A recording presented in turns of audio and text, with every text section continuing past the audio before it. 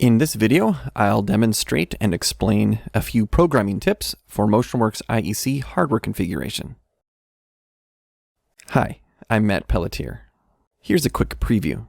With hardware configuration, you can launch the WebUI quickly with a button, see details of the configuration comparison when connecting to the controller, configure the cascaded master slave depth and automatic cold start option, confirm access status and change the hardware mode,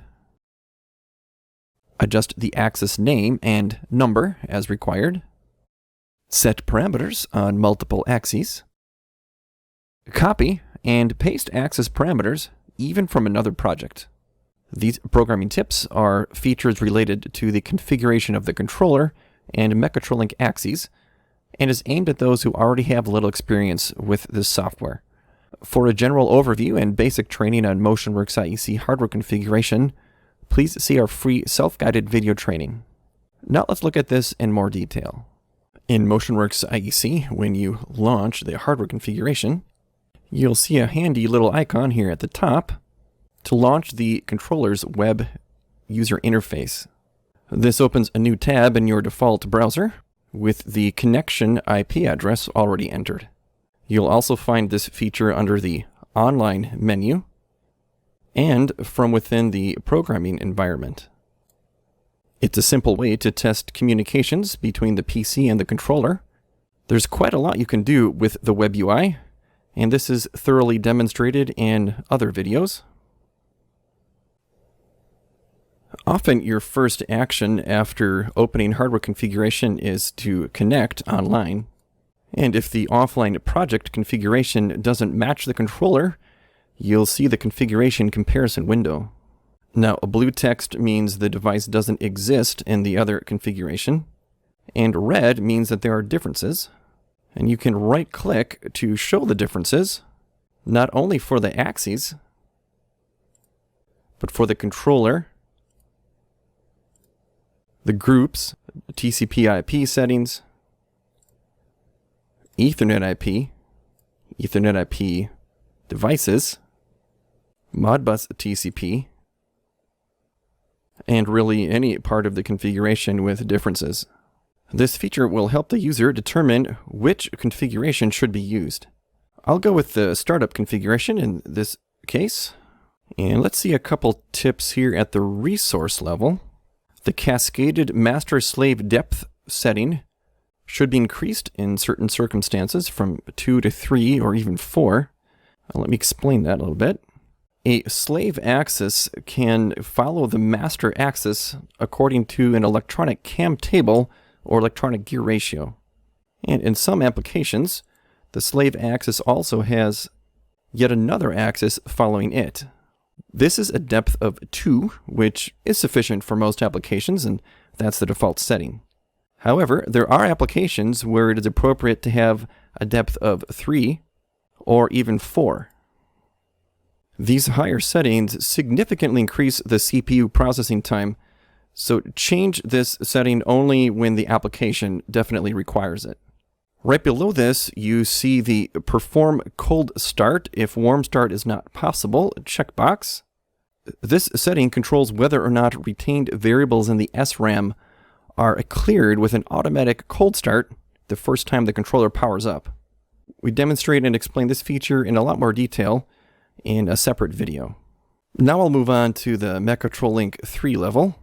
First, notice at the bottom that there's an indicator for the number of axes online, offline, and virtual. In a small project like this, it's pretty easy to confirm the axis status on the left also. But imagine a complex project with as many as 62 axes, and you'll appreciate this status indicator. Now, next, with right-click, you can switch hardware mode to simulated axis and switch back. This works at the Mechatrolink level with several axes simultaneously. Now, switching hardware mode to simulated means that the axis will respond to your program just like a virtual axis would. That means the servo motor doesn't move, and in fact, the servo hardware does not even have to exist. Simulated hardware mode can be really useful when developing code or troubleshooting off-site. The programmer can test their code changes on the controller and run the servos virtually. It can also be useful on-site when you need to disable motion on part of the machine, let's say for troubleshooting purposes. I'm going to make a quick change, and you do have to save and reboot for this to take effect. Okay, now I'll reboot real quick, and let's go back online with the startup configuration. And I just wanted to show that simulated axes count as offline axes even if they are physically present. We have more details and a live demonstration of this feature in the simulated axes video. Let me give you a few more tips here on the axes themselves, and for that I will go offline. I'm going to delete an axis and add it back in. This is the single axis SGD7S on mechatronic node number 6. When you add an axis like I'm doing now, or if it was discovered, the default name you see has the node number appended to the end. And this is the same as the mechatronic address set by the rotary switches on the front of the device. An OEM may want to standardize the hardware configuration for different versions of their machine that have different axes. And for example, make this axis node always node 10 instead of 6. And that can be done by setting the logical axis number right here, parameter 1831. But you notice that does not change the axis name. I'm going to save this. It's usually preferable to set a descriptive name anyway. For example, Z axis. And now I've arranged my screen so that you can see the global variables associated to this axis. And when I save, they will automatically update. For this servo axis, these include the IO status variables, the 3 servo outputs, and the axis ref variable used by many PLC open function blocks. And finally, how about a few tips for handling the many parameters of an axis? First, remember the Optimize tab and the Optimize Axis button to improve the servo performance over the default in most cases. We do have a video that explores this feature in depth. In the All Parameters screen, or really any of these parameter tabs, if you're looking for a certain parameter, it can help to sort alphabetically by any of the data columns that you see here. Also, the more axes you have, the longer it can take to configure even a few common parameters. So at the Mechatrolink level, we have this feature called Set Parameters on Multiple Axes. You just select the axes. For example, I'll select all of them. And then you can set the parameters simultaneously for all of the axes. For example, I could reverse the direction for all of the axes at once. When the value for a parameter is blank, that means the axes don't have the same setting. I'm going to sort here.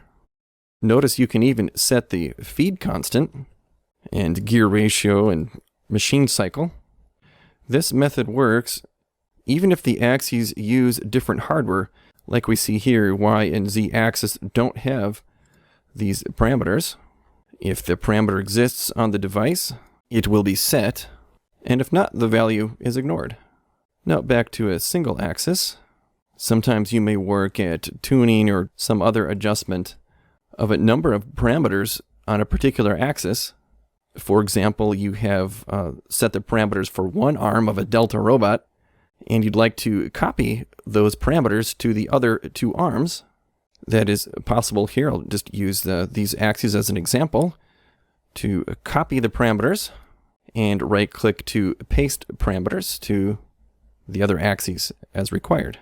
It's also possible to paste parameters to multiple axes. Now, this example only has 2, but you could select the axes. And the only devices available will be those that have matching hardware to the parameters that you just copied. These unavailable axes don't have the same parameter set, and so you cannot paste to them. Okay. The Add Device list shows all of the supported Axis hardware devices, and you basically can't copy and paste from one type of axis to the other because they don't have the same parameter sets. And you can also paste the axis parameters from another project. Just open up another instance of MotionWorks IEC, and it will show restricted, of course. But then in the hardware configuration, you can copy parameters from the restricted project and paste into the active project. Done. I hope these tips expedite your experience with MotionWorks IEC hardware configuration. Thanks for watching this video, and go to yaskawa.com/IECSW to download the latest version of MotionWorks IEC 3.